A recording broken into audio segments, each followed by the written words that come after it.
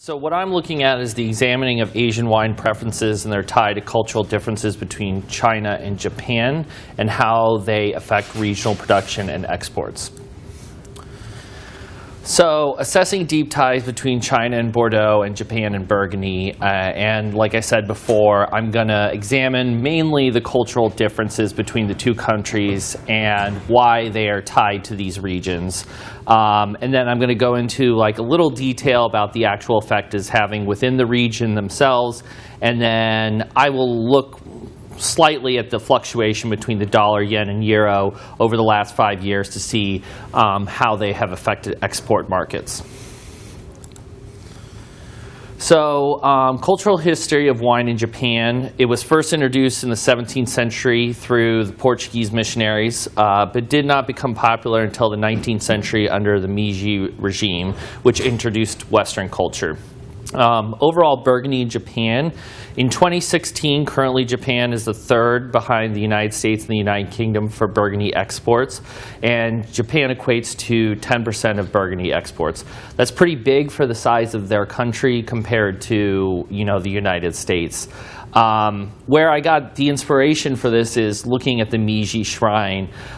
So if you look at the Meiji Shrine, I'll go to the next slide. You see, when you go there, you see that there's a sake offering, which is very traditional at shrines in Japan. But then right across, I noticed that there's a huge shrine of Burgundy wines. And these aren't just like low Bourgogne wines. We're talking a barrel of DRC sits there. And every year it is filled with DRC wine. And I started thinking, what is this and what is this cultural connection here? So I'll go back. How do you go back? Okay. There. No, is this in? Oh, sorry. There we go. Okay. So sake offering has always been, it's bringing together and bringing sake is something that they do.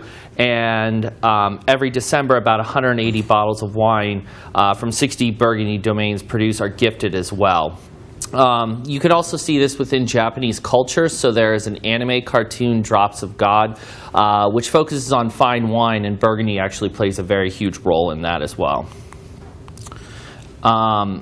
One thing that I noticed, if you look at terroir and the connection, within the Japanese culture, you see this throughout. So one example of this is the traditional tea ceremony. Dates back to the 618 and is a very long ceremony that has a lot of things that go on within it. But there's a direct link to quality of terroir with tea. So again, the Meiji era, when Western culture was brought, was the treatment method of tea, which ties back to drying the tea leaves, but also where it comes from.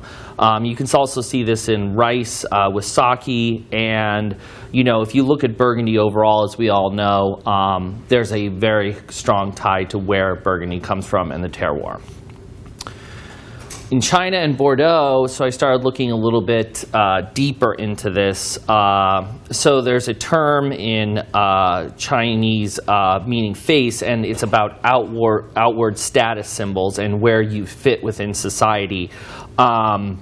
So I started looking a little bit deeper into the connection of why there's so much Bordeaux wine and why they import so much. And a lot of it came back to, from some of my research, the status symbol and the idea that with the Grand Cru Class A, there's only a certain first gross. There's a very small items, unlike Burgundy, where you can actually put a bottle of Margaux on the table and it shows the status there.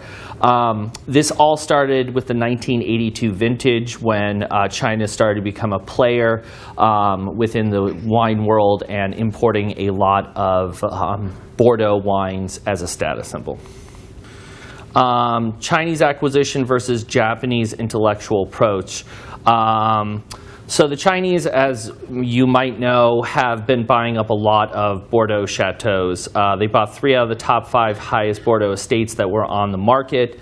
And a lot of this is about status for them, buying and purchasing and saying, I own this. The Japanese have been a little bit different within region effects.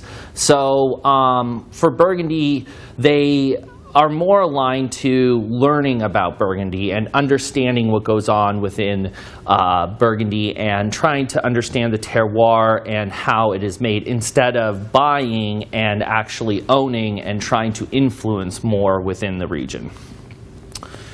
So barrier of entry, this is pretty simple. Burgundy is very small, Bordeaux is very big.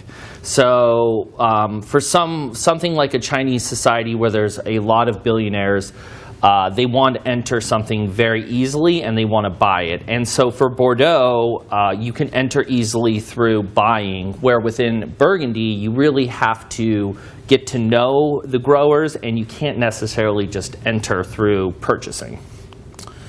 Basically, what I looked at here was Burgundy exports to Japan.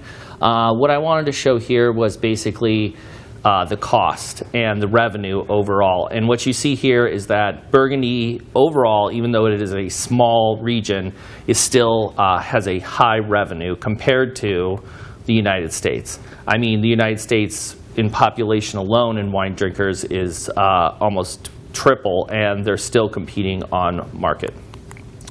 Euro to yen, but I looked at here the analysis. It's not coming up because it's supposed to be red, but what I wanted to show here was that for the yen to the euro and buying, you see that the changes overall from 2013 to 2017 is not tied to the yen compared to the dollar, where the fluctuation actually affects the revenue changes in Burgundy exports.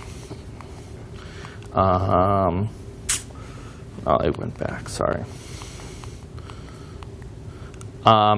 So, interestingly enough, I tried to get Bordeaux data on this, but the CIVB was not sharing anything. Interestingly enough, as we all know maybe, China is the #1 in volume and also value. But something interesting that I did find in my research was that in the 2016, the National Cereal, Oil, and Foodstuff Corporation, which runs all imports, has decided that they will start putting a tariff on Bordeaux imports, or mainly all French imports of wine. What they're trying to do here is to drive up their own AOC and also their own domestic wine production.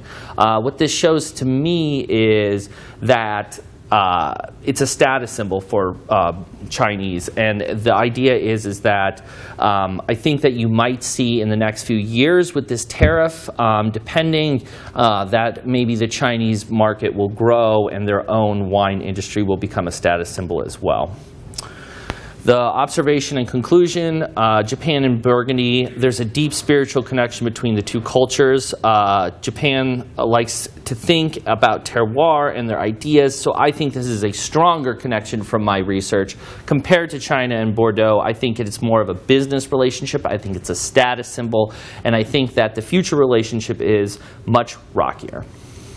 Thank you.